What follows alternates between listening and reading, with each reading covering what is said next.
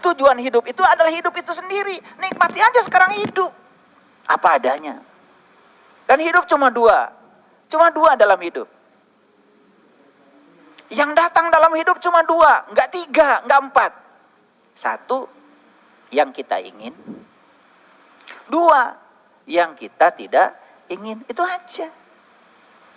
Apakah dalam hidup ada penderitaan? Enggak ada. Kalau kita bisa menerima yang kita ingin dengan yang tidak kita ingin, apa adanya. Lalu penderitaan dari mana? Penderitaan itu berasal dari penolakan. Karena kita menolak yang kita tidak ingin. Kalau yang tidak kita ingin tidak ditolak, nggak ada penderitaan. Apakah kemarahan ada? Nggak ada. Karena marah itu kita menginginkan yang kita ingin. Saat datang yang tidak kita ingin, kita menolaknya. Karena menolak, kita jadi marah. Kebencian ada? Nggak ada. Karena kebencian itu berasal dari pikiran. Kapan benci itu datang? Saat kita menolak yang kita tidak ingin. Saat yang tidak kita ingin hadir. Betul nggak? Jadi kalau kita sudah bisa menerima hukum alam, yang kita ingin dengan yang tidak kita ingin, diterima dua-duanya dengan cara yang sama, tidak ada penderitaan, plus tidak ada lagi yang namanya kebencian, kemarahan, nggak ada. Karena tidak ada lagi yang bisa kita benci. Tidak ada lagi yang patut untuk dimarahi. Setuju? Kan sederhana sebetulnya. Nah, menjadi rumit kehidupan ini karena di sini nih. Ini nih yang membuat kita jadi rumit, pikiran kita sendiri. Oleh karena itu, saya hari ini akan berbicara sesuatu yang rumit. Tetapi akan saya buat menjadi sederhana. Karena tugas saya adalah membuat yang rumit jadi sederhana. Bukan membuat yang sederhana jadi rumit. Sebetulnya agama itu sederhana, tetapi diperumit oleh orang-orang yang gak tahu. Jadi agama tuh jadi pusing ya. Pusing kan? Iya. Salat saya diterima atau tidak oleh Allah? Pusing kan? Wudhu saya diterima atau tidak oleh Allah? Pusing kan? Karena kita nggak ngerti apa itu sholat, apa itu wudhu. Padahal sebenarnya indikatornya sederhana. Ya. Sholat kita diterima atau tidak oleh Allah, lihat saja keadaan kita setelah sholat.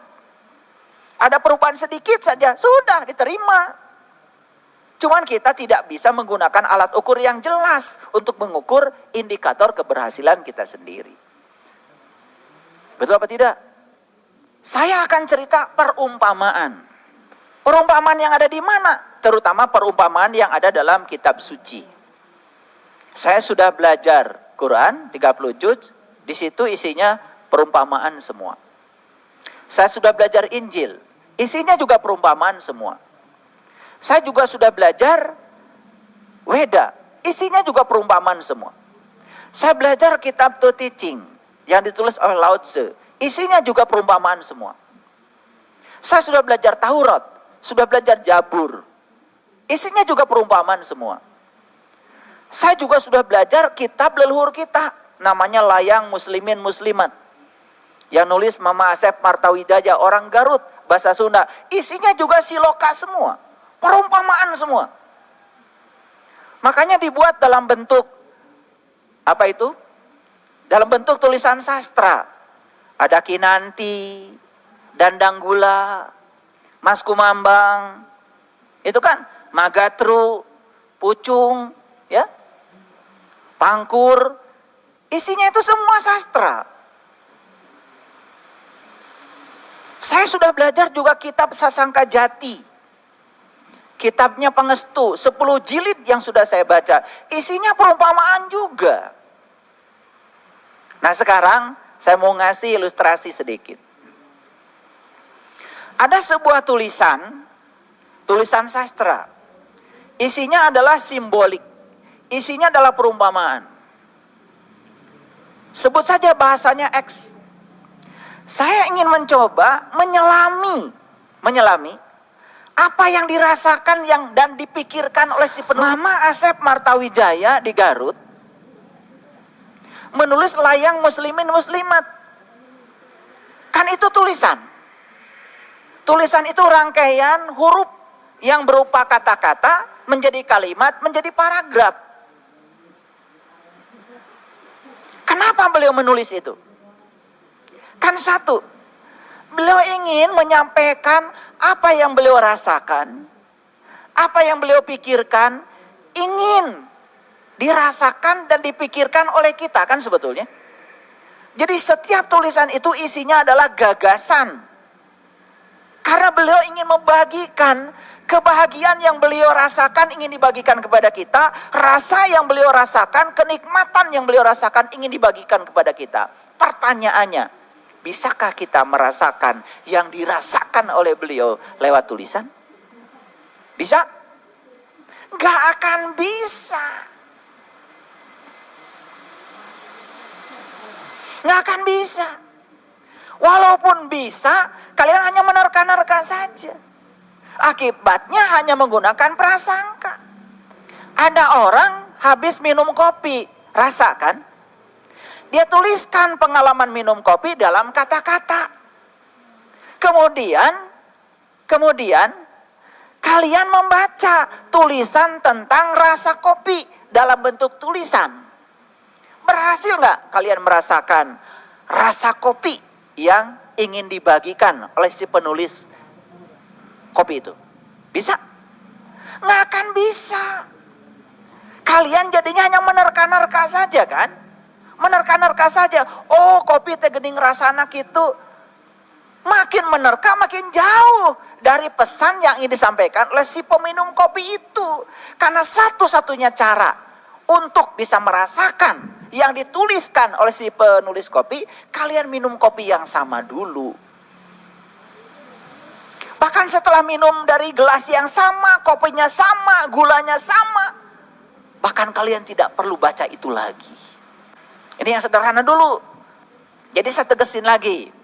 Bisakah kita merasakan rasanya kopi dari tulisan tentang orang yang meminum kopi? Jelas tidak bisa.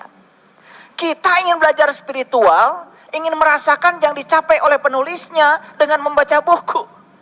Bisa. Buang-buang umur, buang-buang waktu. Yang ada kalian cuma jadi penghafal. Sombong karena merasa sudah bisa menghafal semua tulisan yang ditulis oleh orang. Diulang-ulang lagi pada orang lain sesuatu yang kalian tidak merasakannya. Itulah yang selama ini merusak agama. Karena kebanyakan orang terbuka mulutnya sementara masih tertutup pengalaman spiritualnya. Layang Muslimin Muslimat itu ditulis dalam bahasa Sunda. Tahu kenapa? Karena Mama Asep orang Sunda. Bicaranya setiap hari pakai bahasa Sunda. Beliau menyampaikan apa yang beliau rasakan terpaksa pakai bahasa Sunda. Jadi sebetulnya bahasa kitab itu menjadi bahasa X tergantung bahasa si penerimanya. Kartos, kenapa Injil bahasa Ibrani? Kenapa? Karena Nabi Isa bahasa komunikasi sehari-harinya bahasa Ibrani. Apa yang beliau rasakan, yang beliau alami, disampaikan dalam bahasa yang beliau pakai. Nah, kenapa saya ceramah sekarang pakai bahasa Indonesia? Karena saya orang Indonesia, tiap hari pakai bahasa Indonesia. Saya lancar berbahasa Indonesia, supaya komunikasi ini lancar, dan kalian juga mengerti bahasa saya, izin saya bicara pakai bahasa Indonesia. Kenapa saya tidak pakai bahasa Sunda? Mual ngerti kabeh. Karena yang di masjid ini tidak semua orang Sunda. Makanya terpaksa saya menggunakan bahasa nasional yang semuanya mengerti. Sehingga kalau saya bicara semua main ungguk-ungguk. Kan gitu. Mohon maaf. Kenapa Quran bahasa Arab? Kan? Karena si penangkapnya memang berbahasa Arab. Beliau menyampaikan apa yang ditangkap menggunakan bahasa yang beliau gunakan. Gak mungkin menggunakan bahasa yang lain. Saya baca kitab Sasangka Jati, itu bahasa Jawa. Kenapa bahasa Jawa? Karena si penangkap Getaran-getaran ilahi itu dia berbahasa Jawa. Ketika sudah ditangkap pemahamannya, terpaksa disampaikan dalam bahasa Jawa. Awas. Apakah gustinya Mama Asep Martawijaya teh orang Sunda? Sanes. Apakah gustinya Nabi Muhammad itu orang Arab? Sanes. Apakah gustinya Nabi Isa itu orang Ibrani? Sanes. Apakah gustinya Canarto yang menulis Sasangka Jati orang Solo? Sanes. Jadi Allah itu menggunakan bahasa Rob, bahasa yang sama. Apa bahasa yang dipakai oleh Allah? Bahasa yang dipakai oleh Allah namanya bahasa ilahi. Wujudnya apa? Wujudnya itu hanyalah getaran-getaran ilahi. Setiap getaran ada frekuensi. Setiap getaran ada vibrasi. Jadi kalau begitu, ya Allah itu jangan ditanya siapa. Kalau Allah ditanya siapakah Allah, mengacu kepada sosok. Karena siapa pasti sosok. Jadi pertanyaan yang paling bagus buat Allah itu, Allah tuh apa? Ini mengubah dari siapa menjadi apa, cara bertanya pun ini sudah mencerminkan kesadaran, mencerminkan tauhid. Jadi Allah itu apa?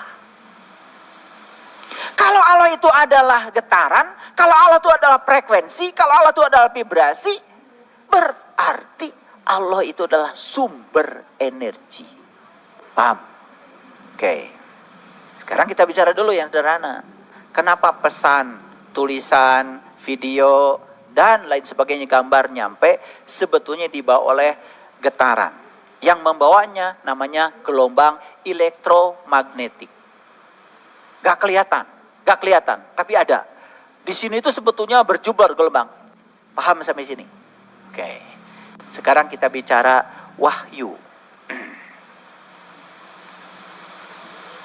Jadi Allah itu sebetulnya sejak dari awal sampai kapanpun selalu memancarkan energi. Selalu memancarkan getaran. Itu sebabnya Nikola Tesla mengatakan, kalau kamu ingin memahami semesta, pandanglah semesta sebagai energi, frekuensi, dan vibrasi. Bagaimana mekanisme para nabi, para rasul itu bisa menangkap wahyu. Sekarang. Allah siaran gak sekarang? Siaran gak? Allah tidak pernah berhenti siaran. La ta'khuduhu sinatu wala naum. Gak pernah tidur, gak pernah ngantuk. Kalian punya radio di rumah kan? Oke. Punya radio kan di mobil? Oke. Ingin dengar musik? Gimana caranya? Pastikan radionya ada baterainya. Yang kedua, pastikan kalau di-on-kan hirup. Betul? Cukup? Nggak cukup. Kalian pijit-pijit. Mau frekuensi mana yang kalian mau tangkap? Pijit tadi 63,5. Tek. Yang akan tertangkap adalah orang yang sedang siaran di frekuensi 63,5. Kenapa bisa tertangkap oleh kita? Resonansi. Karena frekuensi pemancar sama dengan frekuensi si receiver radio kita. Yang memancarkan dengan yang menerima satu frekuensi. Begitu satu frekuensi tertangkap tuh suara. Nah sekarang tuh Allah sedang siaran nih. Siaran. Kalian ini menangkap siarannya Allah. Gimana caranya? Jadi tubuh kita pastikan dalam keadaan hidup kan? Oke. Nah kita ini menangkap frekuensinya Allah. Berarti kita harus menyamakan frekuensi kita dengan frekuensinya Allah. Siapa saja yang bisa menyamakan frekuensi dirinya dengan frekuensi Allah, maka siarannya Allah tertangkap. Makanya getaran-getaran ilahi yang bertebaran ini bisa ketangkap. Kenapa yang bisa menangkap orang itu ke orang lain tidak? Selama ini pemahaman kita karena Allah ingin berfirman pada si A, tidak ingin berfirman pada si B, kan begitu? Atau Allah tuh gitu mah pilih kasih. Gitu? Itulah yang selama ini kita pahami. Karena kita mempelajari sesuatu nggak masuk akal. Dipilihlah oleh Allah si A, si B. Dah Allah mah yang milih si A, mau milih si B. Kadang-kadang kita suka mengatakan, dah itu mah tuh orang suci. Hari mana? Dah saya mah bukan orang suci. Jadi kita sudah menempatkan diri kita pada tempat yang tidak pantas. Maka kita tidak dipantaskan. Akibatnya apa? Ya kita tidak pernah bisa menerima getaran-getaran itu. Ngerti sampai sini sekarang? Jadi apa itu wahyu? Getaran ilahi. Siapa yang bisa menangkap wahyu? Yang bisa menyamakan frekuensi dirinya sama dengan frekuensinya Allah. Siapa itu? Siapa saja. Nah sekarang kenapa Nabi Muhammad bisa menangkap Quran? Apakah Allah ingin berfirman pada Nabi Muhammad dan tidak mau pada yang lain begitu? Dan selama ini kita menganggap yang namanya wahyu itu bahasanya seakan-akan itu bahasa Allah. Padahal bahasa Allah itu universal. Bahasanya cuma satu. Bahasanya getaran-getaran ilahi. Jadi begitu getaran itu ditangkap oleh seseorang. Kenapa orang ini bisa menangkap? Karena beliau bisa menyamakan frekuensi dirinya dengan frekuensi Allah. Saat itulah wahyu diterima Nabi Muhammad, wahyu diterima Nabi Isa, wahyu diterima oleh Nabi Daud, wahyu diterima oleh Nabi Musa. Paham maksud saya? Paham sampai sini? Oke. Nah sekarang wahyu itu sudah dituliskan oleh mereka kepada kita. Berupa tulisan dalam bahasa tertentu. Ingin paham kalian? Ingin paham? Gimana caranya? Misalnya, kita ingin tahu isinya Al-Quran. Belajar apa selama ini kalian? Belajar bahasa Arab. Gitu? Gitu? Setelah belajar bahasa Arab, bisa baca Quran? Bisa baca Quran dalam bahasa Arab. Ngerti ente? Sama nggak dengan yang tadi? Pengen merasakan rasanya kopi dari tulisan tentang kopi, tapi terdaek minum kopi. Sama nggak dengan itu? Tah sarua. Tapi karena kita itu mengizinkan diri kita dibodohi oleh orang-orang bodoh, ditambah lagi pahala ini, pahala itu, dan lain sebagainya, sudah. Siapa yang baca surat Al-Kahfi tiap Jumat isuk-isuk 10 kali, insya Allah benghar. Nu ngomong nage teu benghar. Dabeak waktuna baca Quran surat Al-Kahfi 10 kali, erek irah gawena. Tapi karena kalian percaya sama orang yang tidak layak untuk dipercaya, ya sudah, kalian jadi korban. Saya tidak anti dengan itu. Isinya Quran surah Al-Kahfi itu luar biasa. Mun bisa nangkap isinya Quran surah Al-Kahfi, dan kalian bisa mengimplementasikan isinya, benar. Lain maca wungkul. Oke, sekarang kita lebih santai sedikit. Ini agak berat tadi, kuliahnya agak berat. Kuliah fisika tadi. Sekarang kita sederhanakan. Jadi prinsipnya resonansi itu kesamaan frekuensi. Contoh, seorang anak mengalami masalah di rantau. Seorang ibu bisa merasakan apa yang dirasakan oleh anaknya. Kenapa? Karena anak ini kan bagian dari ibunya. Selnya pun sama dengan sel ibunya. Jadi wajar kalau kita sebagai orang tua merasakan apa yang sedang dirasakan oleh anak walaupun di tempat yang jauh. Karena ada kesamaan frekuensi. Gitu kan? Asa tebugur rasaan ya. Wah budak teh gering. Kan gitu. Ayahnya, ibunya merasakan getaran itu. Itu kan resonansi namanya. Begitu ditelepon tuh, oh betul, ternyata anak itu mengalami sesuatu kejadian yang menyedihkan. Kan terasa itu. Itu resonansi itu namanya. Cuman kita nggak ngerti selama ini kenapa begitu. Oke, sekarang kalian ingin belajar sebuah kitab suci. Ingin tahu isinya. Ingin tahu kan? Nah, gimana caranya? Belajar bahasanya. Setelah itu kemudian menerjemahkannya. Apakah ketika sudah diterjemahkan mengerti isinya? Mual ngerti. Dan itu yang selama ini terjadi. Metodologinya salah. Ingin merasakan isinya Quran? Cari ilmu. Kenapa Nabi Muhammad bisa menerima Quran? Ingin merasakan rasanya Injil? Cari ilmu. Gimana Nabi Isa bisa mengalami pengalaman spiritual sehingga beliau bisa menuliskan pengalaman spiritualnya dalam satu kitab namanya Injil. Ingin mengerti layang muslimin muslimat? Cari ilmunya. Gimana caranya? Mama Asep Martawijaya kok bisa merasakan sebuah pengalaman spiritual yang pengalamannya ditulis secara rapi dalam bentuk kitab layang